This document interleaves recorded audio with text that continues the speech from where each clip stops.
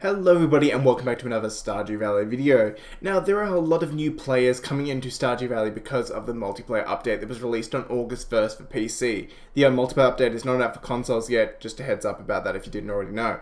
But the multiplayer update is out for PC and there are a lot of new players coming into the game. So I thought I'd make this video for you new players today guys, which would be what to do on your first day of Stardew Valley, or essentially all the things you should be doing on your first day.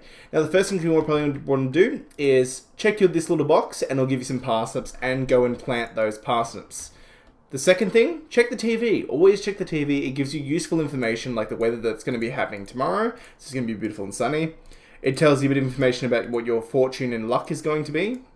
And living off land is good for some little tips for new players. Essentially what should be kind of little things you should know. So first things first, you probably want to clear out some space and plant your crops. I'll do that right now. Now another thing you can do that makes your life a little bit easier for doing things is press E, go to options, and then always show toolkit location. This essentially just makes it a bit easier to hit the square, to figure out which square you're essentially hitting. Plus it enables you to essentially save a little bit of energy too. Another little tip if you want to save some energy too, make sure you have your scythe on in case you accidentally click, because using a scythe uses up no energy, whereas using the rest of your tools does. So try to keep it on the scythe. Now, what should you be doing next? Well, first things first, check your journal and you'll see you have these introductions. Essentially what you have to do is you have to go around the town and introduce yourselves to everyone with the question marks. Now, you won't necessarily be able to do this on your first day. This will usually take a couple of days, or you might be able to get it done on your first day. So let's go introduce yourselves to people. Now, what you also want to be doing is you want to be hitting these little worms and picking up forageable items on the ground around the place. These are used for community center bundles for the forageable items, and the worms can drop artifacts or even some other things, which can be very, very useful for the museum or just to sell. So, let's go introduce ourselves to some people. We have Marnie here. Mayor Lewis told me you had just arrived. I'm Marnie. Well, hello. The other thing you want to be doing is you want to be checking these trash cans. Trash cans have a chance to drop something and essentially give you an item. Some important forageable locations you can go to is on the beach. There'll often be worms and other things on the beach, little seashells and different things, oysters and stuff like that. However, there does not appear to be any today. This is all greatly dependent on luck as to how many of these will drop.